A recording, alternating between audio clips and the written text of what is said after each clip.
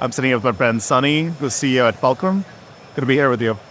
Thanks for having me. So, manufacturing is changing a lot these days. The interest rates have gone up. There's continued labor shortages. There's a huge opportunity in local demand in U.S. manufacturing. And, it's just been such a dynamic world, both from a technology and manufacturing lens. I think it'd be really exciting for us to maybe talk about just a quick history and story about kind of why you started Fulcrum and what you're hoping to accomplish as a mission. Yeah, I think that it's really easy to go back in time and maybe try to retcon a story in and say that we always knew what we know now, but we've learned most of the most interesting things in just the last few years. Yeah. We started off building custom software on top of existing ERP systems. And the goal was just to say, what is it that we can do to apply new technologies? Like we know that, machine learning algorithms have been around for 50, 60 years. They were just becoming commercially viable 5 or 6 or 7 years ago. Web technologies seem like they're alien to this industry sometimes, but that was the original goal. It's like, this is an extremely important industry. I seem to just know something about it. I've spent a lot of time around shops. What is it that I can do to take my technological background and apply these robust technologies in the industry? And we did that for a few years. We did that for 4 years. We built auto schedulers and automatic quoting and job shop data collection from like human devices and putting digital prints in front of people instead of paper prints. And what we realized in the middle of that is that we were building to whatever the process was right now. And it was almost as if we were tethering ourselves to the past. And the realization was that manufacturing was the first industry to adopt database technology. The stat that I really love is that in 1989, I was 4 years old, the year I came to America, 56% of all of the dollars spent on software were spent for manufacturing. No way. It's amazing. So I think we lose sight of that. But because of that, this industry has built processes, meetings, reports, this entire stack of recipes, basically, on top of technology that was fundamentally developed in the 70s and 80s. And building on top of that is just a terrible foundation to try to build a future from. And so that's why we took the plunge 4 years ago to take all of our learnings and build Fulcrum as a whole product based on newer technologies. Yeah. That's what it is. We don't really call it an ERP. It kind of is that, but it's really to try to optimize your production.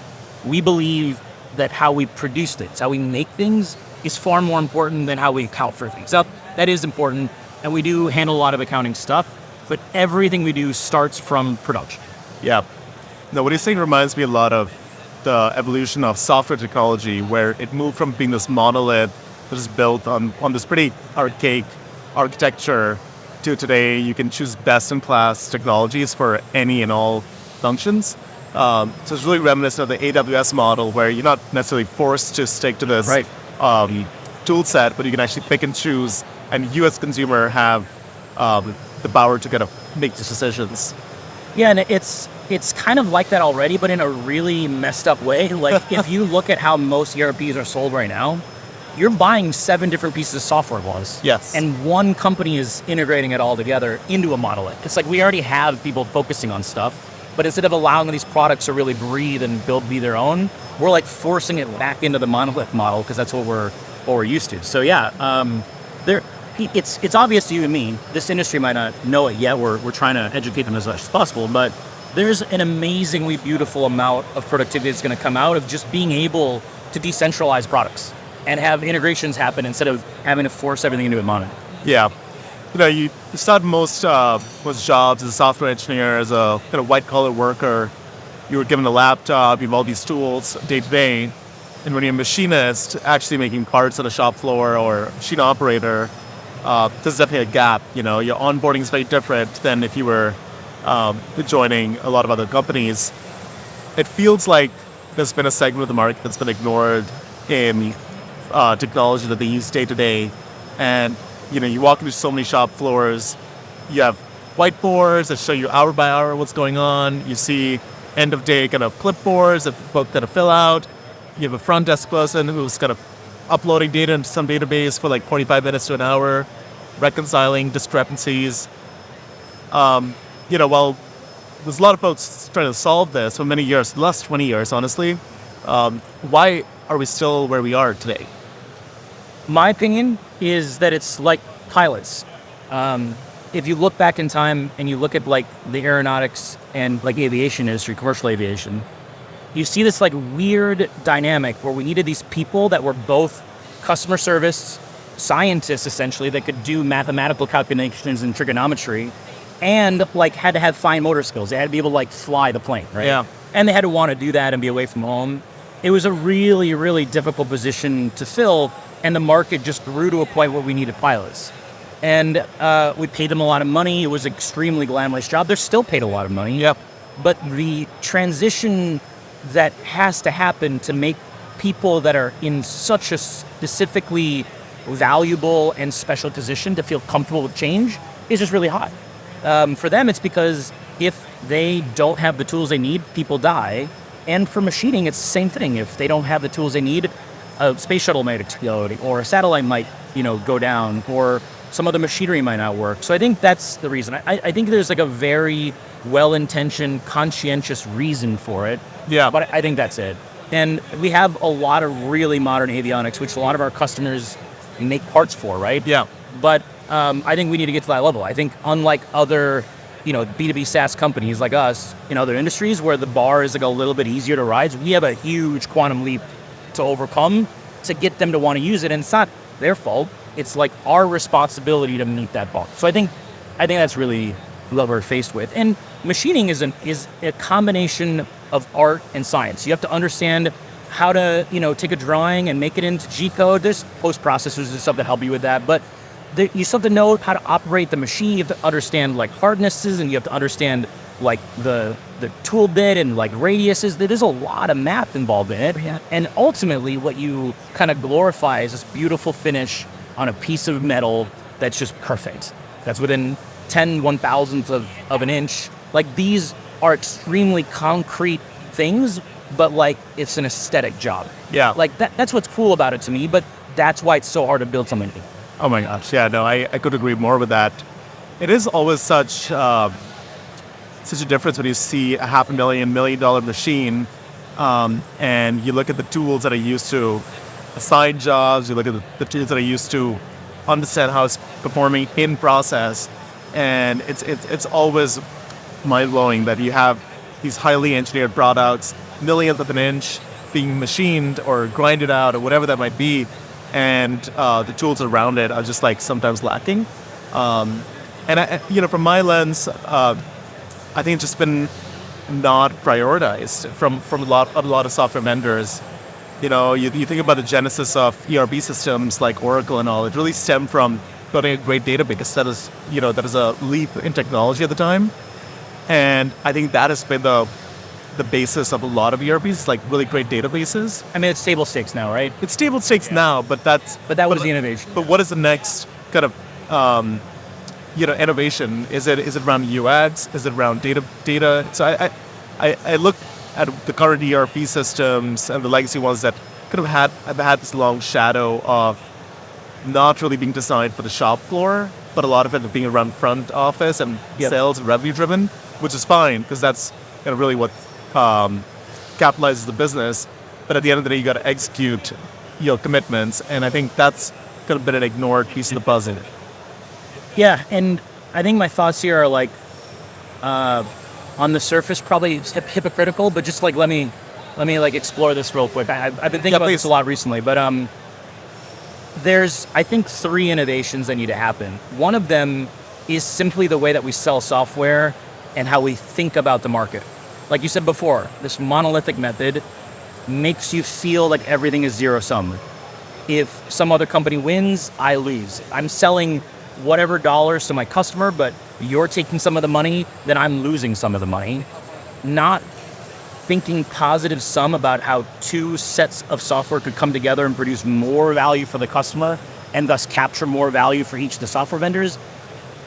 That hasn't happened yet. That needs to happen in order for us to move forward, because that is how things are in reality. That are, and what it causes is like fundamentally fear, uncertainty, and doubt as the primary methodology for marketing and sales. And you're just scaring people about stuff they don't need to be scared about. Like, what happened to machining centers? Why are they worth $1 million? Well, they can do 3 operations in a row now instead of having to have 3 different lathes do each of the different operations. Yeah.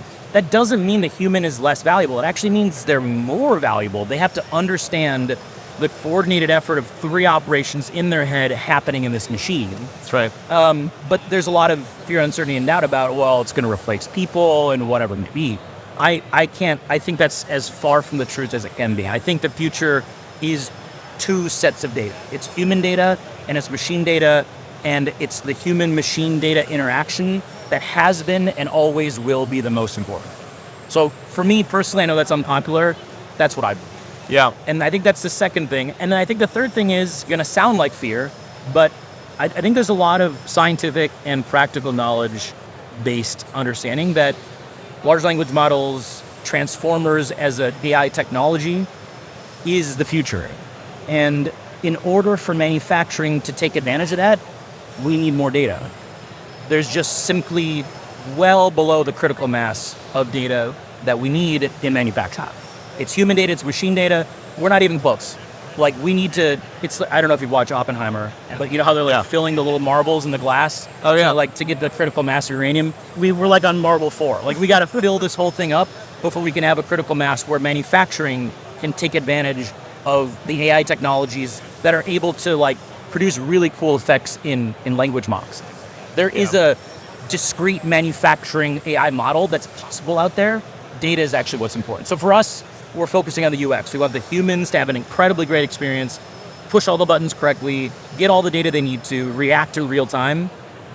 We want to get information from your devices, to get machine information, to infer stuff on the shop floor and do as much as we can there. And those 2 things together, I think, will catapult us to the bar that we need to hit. Yeah, I'm really optimistic for the next couple of years because just the energy in manufacturing seems to be back to life. Yeah, for sure.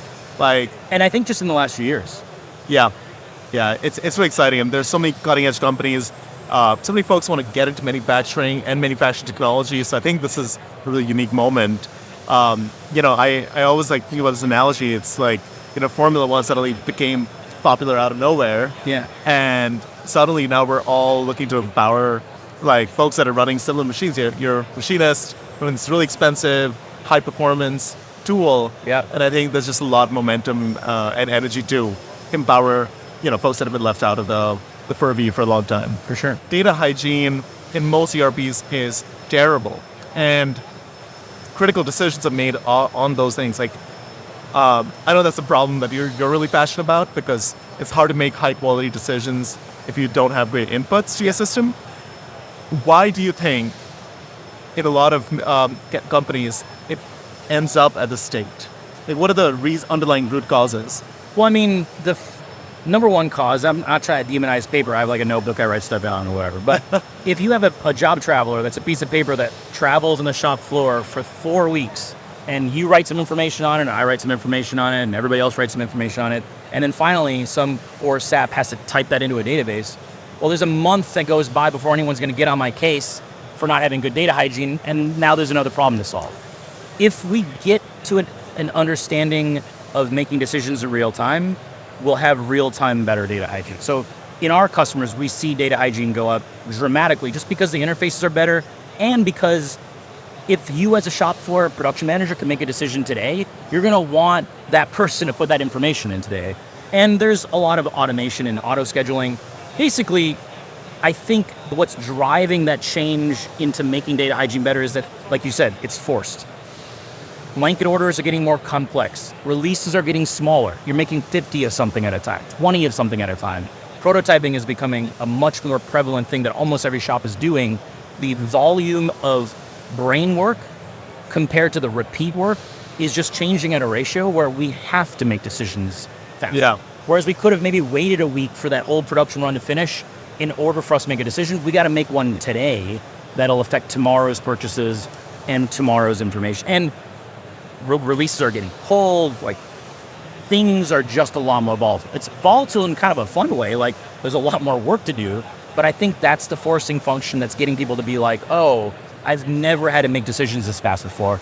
I absolutely need to right now. And they trace it back and they understand. Like we talk about it all the time. Like what would happen if you turn into the weather and they're like, you know what, today we're going to tell you about the weather a month ago. No one would ever find that useful, but that's the reality of what has actually happened at our shop. Yeah. I'm sure you've seen the charts and the indices today. For 9 quarters, manufacturing activity has been going down. Yes. And you talk to shops, you can feel for a lot of folks, it's been a lot of pain in reduced orders. Inventories were built up too much last year, and now folks ramped up their workforce, bought equipment. So you've seen a cost structure that had grown, both because of inflation and headcount and everything just becoming a lot more expensive. And at the same time, you saw manufacturing orders and bookings go down because inventory levels are so high. Now, at the same time, there's growth and demand, and it's such a mixed economy. And I'm curious on two fronts, what your thought is. How can a machine shop or an individual contract manufacturer be on the offense when it comes to winning new business? Like, how can they give this unique positioning for their customers? And I think the second piece is around margin expansion, which is what are you seeing some trends or any anecdote around that? Yeah, maybe some controversial stuff that I'll have you edit out later, potentially, but we'll see how this goes. First of all, I am of the opinion, no fear, no uncertainty, no doubt, it's the bullwhip effect. We saw this very well documented in the 70s. Back then, it was a inflation and oil shock to the system. Right. And we had these huge spikes in inventory that released. And I think COVID is that shock, and we're just feeling residual bullwhip effect. We're reading into stuff because we get news faster now. But if you look at the information and you just plot it, do a Fourier transform or something, what you see is pretty clearly just a declining bullwhip effect. Right. I think we're going to go through a few more of these cycles. And obviously it's confounded with other things like in interest rates and things like that. But to me, the underlying mechanism is still that. And just to clarify, what is the bullwhip effect? Well, you don't have anything anymore because COVID cleaned you out. You're going to order every bit of my capacity. Right. That's how I think about manufacturing. I don't think about it as parts. I think about it as machine and human uptime. You're going to buy all of that. I'm going to be really busy, and you're going to freak out because you couldn't make your orders. You couldn't deliver your Winnebagos. Your planes are sitting half assembled in Seattle or whatever it may be. And you're going to be like, I will never run into this problem again. And then you buy all my time, and I have no time to do anything else. Right. Well, then other people freak out because they can't even get stuff. Lead times go up to 24 weeks. They overorder. And now we deliver everything, and now they have way too much inventory, and now we're not busy. Well, then we don't order as much stuff from the distributors, we don't order as much stuff from the mills, and then that cycle continues. And then we exhaust all this inventory, lead times go down, and then we freak out when we don't get enough stuff and we overorder again. And it's these ebbs and flows, and They typically look like a bullwhip. They get better and better over time. Right. So kind of back to this, how can a manufacturer today be on the offense and winning new business? Because we're in the low of the bullwhip effect today. And so how can you position your business to kind of win? Because in some ways, just the fact that you have a certain machine, well, it's a commodity in a sense. Anyone can buy that machine in a sense. Right. How do you separate yourself? How do you competitively position? Any advice for a contract manufacturer out there? Yeah, I think it's three things. I think the first is, I don't think there's anything you do today. What you could have done 3 months ago is not seen your machine shop as a backlog. You should have seen it as a steady state long term. And instead of raising prices like most people do when backlogs get longer, I think people should have been more aggressive to keep backlogs longer than they needed to. If there's a customer that's tolerant of that backlog, you should have taken that over. And so if you believe, like I do, that there is going to be a few more ebbs and flows and a bullwhip effect, my recommendation to you would be to not be as freaked out when your backlogs are really long, and make sure that you're keeping them filled to a level that you can stand from a margin perspective. Right. Otherwise, you're borrowing from the future to make more margin today. Yeah. If you're going to do that, then my recommendation is don't spend that money. Keep that cash on the balance sheet. Unfortunately, though, and that's the alternative. And headcount. I think the second thing is that this happens a lot. This happened in almost every industry, but the raw material vendors, who are our friends, right? They supply us with the materials that we need as a machine shop. They're buying machines. They're here at Fabtech. They're buying lasers. They're buying tube welders. They're buying all sorts of stuff. And they're trying to eat into your margin. They're going to, because they need to get more margin. Costs went up. They over-inventoried. They have to hold that. They're going to lose money now, even though they made a lot of money before. Yeah. The natural reaction, they have a lot of money, is to buy a bunch of machines that compete with their customers, essentially. They're not going to say that, but what you can do that one of your vendors can't do is know your customers' parts, know how they like it, that human experience. Yeah. You can't throw that away when things get busy. You got to optimize for that as much as possible. Automate as much in your shop as possible so that you can keep consistent customer service, or else, like in construction or in the trades, these raw material vendors, they have a lot of cash and they're going to be able to compete in ways that you don't want them to compete in. My advice would be keep them at bay with much better customer service. Yeah. And then the last is be better in terms of the capacity you have. The people on the shop floor, the production managers, the shipping and receiving, and the machines themselves. If you have 12-year-old machines, it's like this is not the era for that anymore. You need more modern machines faster, and you should plan for that from a budget standpoint, from a cash flow standpoint, from a debt service standpoint. Yeah. When you think about the factory of the future, and that includes everything from the culture, from the equipment, from the tech stack, to the customer experience. Like there's just so much that goes into building the ideal factory of the future. Are there any elements that really stand out to you that some of your customers are living up to in Glimmers? Like maybe just some components that you see as, man, this is a manufacturer that I want to work with, I want to work for. Just any thoughts around that? Yeah, I actually think that this symbiosis between technology and humans is super obvious now after we've implemented our software. We didn't understand it before. But what we see is we're automating scheduling, we're automating purchasing, and we have production managers that were, instead of spending, 3-4 hours a day fiddling with the schedule and figuring out what to do, they're actually on the shop floor again, teaching machinists how to be machinists. And I think that's what's actually critically missing in bringing people back into manufacturing.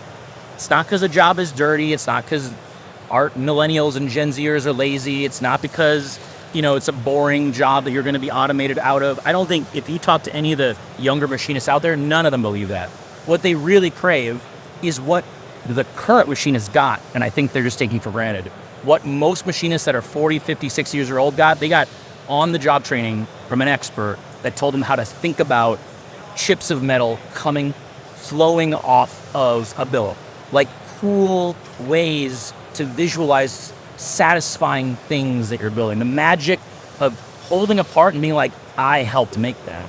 And I think by automating some of this other stuff, what we're seeing with our customers is those people are actually able to be on the shop floor transferring that knowledge. And that's what attracts people to stay and to want to work in manufacturing. So that's what I think the human element of this factory of the future is. I think the other part of it, I'm just like a kid in an adult's body, or maybe not even an adult's body, but I think we're building an Iron Man suit. We got cobots that are going to come in and reach for things. Google has a large language model where you can talk to it and say, hey, I want the largest piece of metal. Can you pick it up? And it'll just react and do it. We can hook that up to augmented reality glasses and project things on it, collect data automatically from machines and feed information into these goggles. You can maybe sit from a couch and operate a CNC machine and operate 30 of them. Maybe there's not as much space between machines anymore. Maybe they're 4 feet tall buildings. We have 2 floors of them. Maybe there's little robots you can control. Maybe you can hop from machine to machine. That's what I think will happen. And I think humans will still be central to it, but they might just all be sitting in a big room with recliners, working together and hopping between stuff and sharing an augmented reality in real life. I don't know. I don't know exactly how to predict the future, but there's just so much cool stuff. I know. What a time to be alive. Yeah, this is the best moment in manufacturing, and so far, and I'm so excited for what's to come. Well, Sunny, this is awesome. So good to catch up, and I'm so glad you're over here at Fabtech. Everyone, please check out Fulcrum. They're doing some awesome stuff. Where can they find you? FulcrumPro.com. You can see our product, you can play with it. We try to show as much as possible. And you can email me, Sunny like the weather, SUNNY at FulcrumPro.com. If you have any questions, I'd be happy to talk to you. Amazing. All right.